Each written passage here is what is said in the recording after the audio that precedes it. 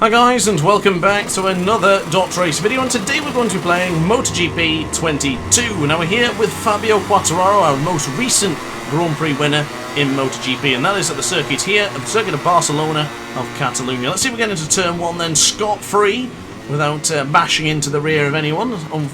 Actually, right on cue there, right behind one of the Ducatis and Aleix Rins, of course, the big talking point being Takaki Nakagami's kamikaze attack into turn one. Now that is very, very unfair to say, because Takaki had a pretty rough accident himself, but I'm glad he is okay, but it was a pretty bad and rookie error to make in Barcelona.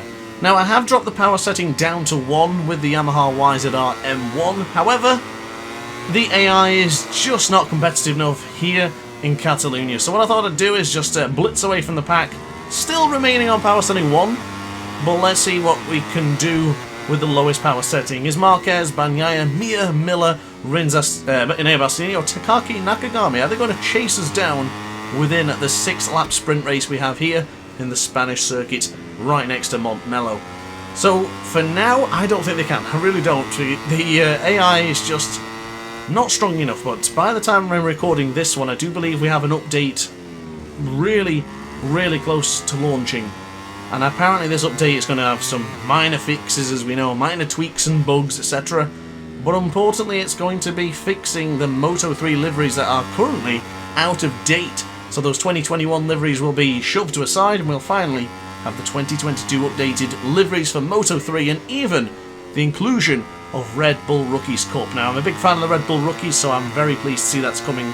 But also, I'm left with a little bit of a quandary, because I'm about to move up to Moto 2 in just a couple of races time. I think we have around 6 or 7 more races left within our Moto 3 career mode, and I really want them to do the update before I move over to Moto 2, so I'm trying to hold off for now so we can get the update, but for now we'll get to it. But circuit of Barcelona here in Catalunya, turn 3, 1.3 seconds clear from Marc Marquez, who of course in real life is absent from our great sport until probably next season. He may be returning later on the season depending how well he recovers from his surgery, but for the time being, Marc Marquez will not be joining us for the 2022 season, or for the remainder of the season. So great job to get a podium if he can manage it here in Catalunya. Now, a big surprise is not seeing Aleix here in Catalunya. Of course, was absolutely fantastic in practice, fantastic in qualifying, and brilliant in the race once again. Of course, Aleix is in the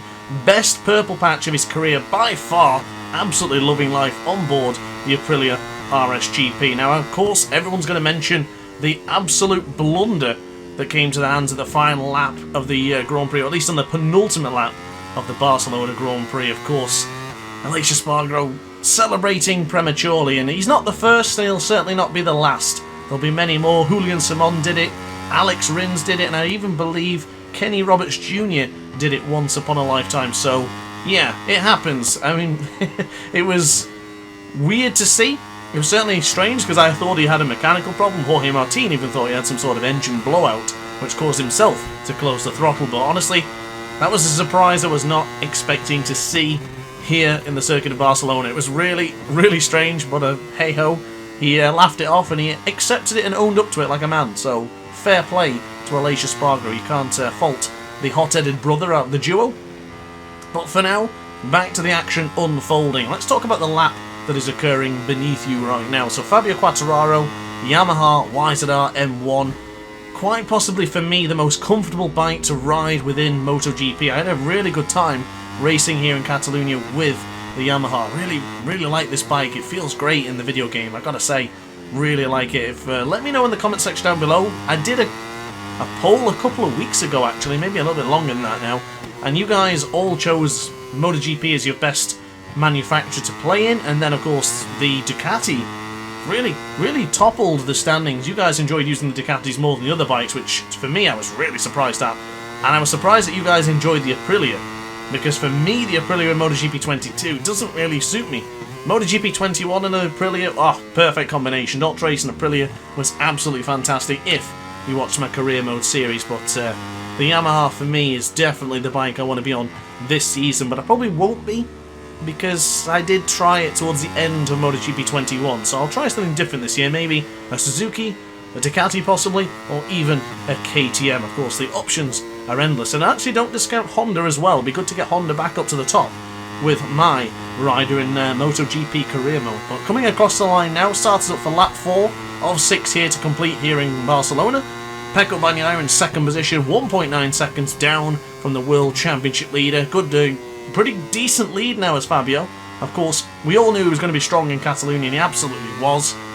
Brilliant performance from Fabio, but I gotta say, the dynamic would have been different if that carnage into turn 1 had occurred. Now Taka, of course, made the mistake. Pecco looked to be pretty comfortable, but I don't think he got the best of starts. I was definitely expecting a whole shot from the Italian on board the Italian manufactured bike, but unfortunately it wasn't to be. It was Aleix into turn 1, Fabio being aggressive, and by doing so, got himself out of harm's way.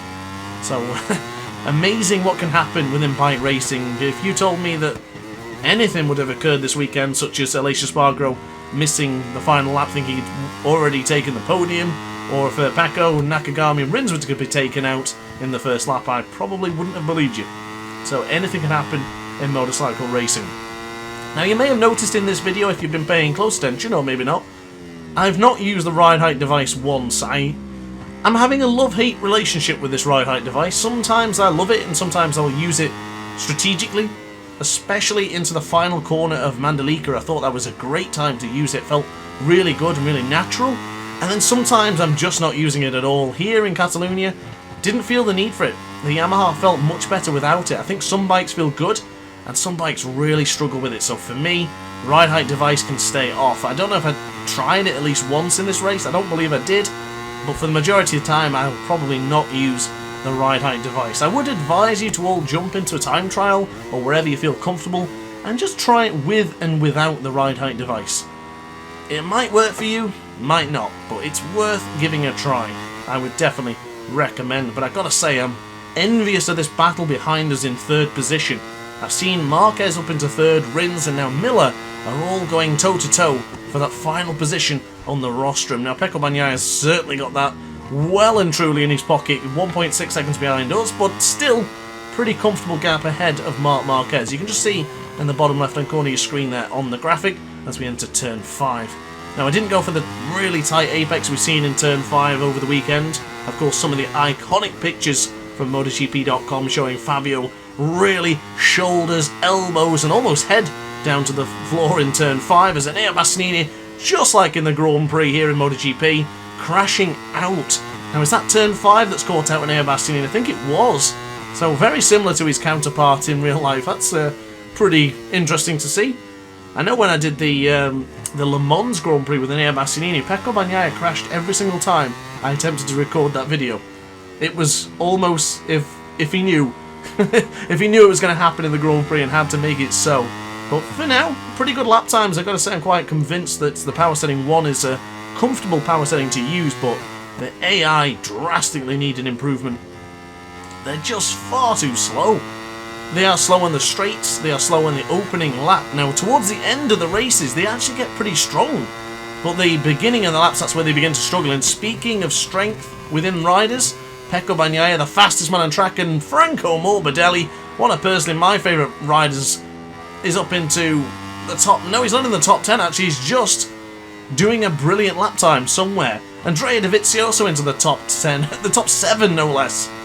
That is the opposite of what's happened in real life. And of course Andrea Dovizioso, the rumours are that he will not be participating on board the Aprilia next season with that RNF squad, and I would really like to see Dovi on the Aprilia. Of course he has tested it before, just last year or maybe the year before, I think it was last year actually, and of course I like Dovi, so it'd be good to see the man from Forlì still in MotoGP next season. But onto the left hand side we'll go now for TV3. Brilliant corner, I love this one, but unfortunately getting a little bit wrong there into turn 7 and then gone to the entry going into turn 8. Didn't quite have that speed, but for now, Frankie Morbidelli still fastest man on circuit, but I'm going to do my best now to try and beat that with every single lap time apart from the first one being in the 139 mids, with the exception of 139.7. So I'm quite happy with that consistency. I could probably do a lot more laps in this pace, and with the first power setting you can be quite aggressive on the acceleration without spinning up the rear too much. Of course, mentioning what the part that the other Yamahas are struggling with, not Fabio Quartararo, not the man on your screen right now, but breaking into the the final corner for the final time here in the Europe car. Going to be bringing on the power setting 1, get across the line, and Fabio Quartararo takes victory just like he did just a couple of days ago. But guys, I hope you enjoyed the video, something a little bit different for you. If you did, let me know in the comments section down below, and of course, let me know what was your favourite part of the Catalunya Grand Prix just at the weekend. But upon that note guys, thanks for watching, like, comment and subscribe, and I'll see you in the next video. Ciao for now. Oh hi, didn't quite see you there. Good to see you're still here. If this video didn't quite sate your appetite, then why not watch some more DrAce content by clicking the video shown on screen now. Furthermore, if you would like to follow me on social media, you can do so now with the links down in the description. Consider subscribing so you don't miss a single DrAce video.